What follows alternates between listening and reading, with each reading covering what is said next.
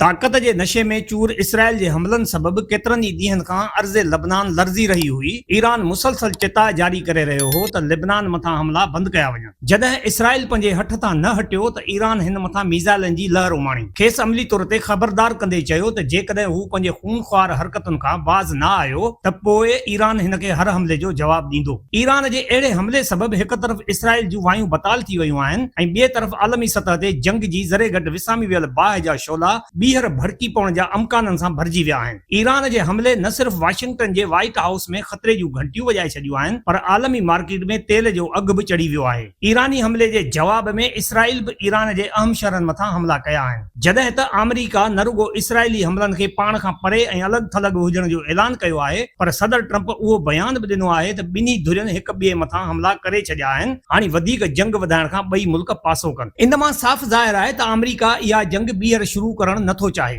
जेका अमेरिका जी वॾी ग़लती करार ॾिनी वई आहे। ऐं ख़ुदि America J house of representative बि उन जंग में मुल्की सदर जा अख्तियार महदूद करण ऐं जंग जी इजाज़त कांग्रेस खां वठण जे लाइ जेका करारदाद पास कई आहे, उन में हुक्मरान धुर जे 4 नुमाइंदनि बि मुखालिफ़ धुर यानी डेमोक्रेटिक पार्टी जो साथ ॾिनो आहे। पंहिंजे साथियुनि जे अहिड़े अमल खे सदर ट्रंप मुल्क जे मुफ़ादनि ख़िलाफ़ कार्रवाई त करार ॾिनो आहे ऐं हिन उहो बि चयो आहे त जॾहिं ईरान सां ॻाल्हियूं आख़िरी मरहले में आहिनि त उन महिल उहा करारदाद ईरान लाइ फ़ाइदेमंद साबित थींदी। मथी सूरतहाल मां उहो साफ़ पधिरो आहे त अमेरिका इन जंग में मुलविस थियणु नथो चाहे। इन सिलसिले में जेसीं ताईं इसराइल जी पोज़ीशन जो सुवाल आहे त इसराइल बि अकेले सिर जंग जो ख़र्च ऐं ख़तरो बर्दाश्त करण लाइ तयार न आहे। अहिड़ी रीति आम तौर ते नज़र अची रहियो आहे त जंग जूं इहे झड़पूं मुश्किल आहिनि त वॾी लड़ाई जो आगाज़ थी सघनि। उहा जंग अमेरिका जी अपील सां वरी ख़ात्मे तरफ़ वधंदे नज़र अचे थी, जंहिं जंग सबबि ख़तरे जा सायरन सऊदी अरब में बि वॼी विया ऐं ॿियनि अरब मुल्कनि में बि तशवीश जी लहर पैदा थी पई। ईरान पारां इसराइल तरफ़ मीज़ाइलनि जी नई लहर मोकिलण मां इहो बि ज़ाहिर थिए थो त ईरान पंहिंजे उसूलनि ते क़ाइम रहंदे जंग नए सिरे शुरू करण खां बि नथो घबराए। जेतोणीकि हिन भेरे इसराइल ईरान मथां हमलो न कयो हो, पर इसराइल जहिड़ी तरह हिज़बुल्लाह खे निशानो बणाइण लाइ लिबनान मथां मुसलसल हमला करे रहियो हो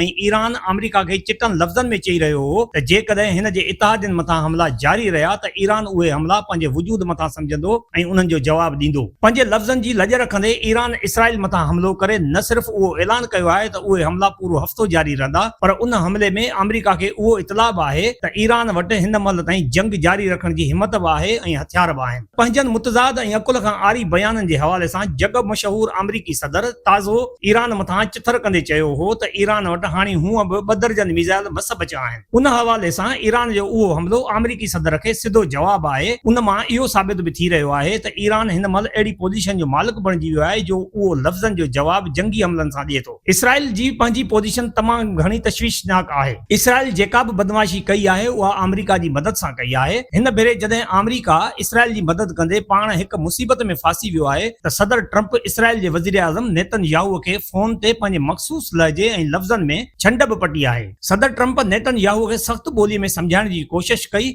त हू हाणे लिबनान मथां हमला बंदि करे, पर इसराइल न मुड़ियो ऐं हिन न सिर्फ़ बेरूत जहिड़े लबनान जे अहम ऐं मरकज़ी शहर जी पसगरदाई खे निशानो बणायो, पर उन ग़िज़ा में हमला करे मौत जी रांदि जारी रखी, जेको शहर हिन महिल कब्रिस्तान जो मंज़र पेश करे रहियो आहे। इसराइल जे अहिड़ी दरंदगीअ जो भरपूर जवाब ॾेई ईरान आम तौर ते पूरी इसराइल मुखालिफ़ दुनिया ऐं ख़ासि तौर ते मुस्लमान आबादीअ में पंहिंजे लाइ बहितर इमेज पैदा कयो आहे। ईरान जे इन ताज़े हमले सबबि न सिर्फ़ इसराइल पर अरब मुल्कनि खे बि उहो ख़ौफ़ पैदा थी पियो आहे त मता जंग जा सुतल जिन ॿीहर जागी पवनि। ईरान जे इन हमले सबबि ईरान जो पंहिंजो अवाम बि उत्साह महसूस करे थो, छो त मुसलसल पाबंदियुनि ऐं बचाव वारी पॉलिसी अख्तियार कंदे घणो कुझु सहण वारी ईरान जो अवाम पंहिंजे इज़त नफ़्स खे मजरूह थींदो महसूस करे रहियो हो। ईरान जे इन हमले सबबि हिन जी पोज़ीशन हाणे पहिरियों खां घणी मज़बूत थी वई आहे ऐं हिन जी उहा हकमियत अमली अमन मुआहिदे में ॻाल्हियुनि जे हवाले सां बि ईरान जी पोज़ीशन खे बहितर बनाइण में अहम किरदारु अदा कंदी।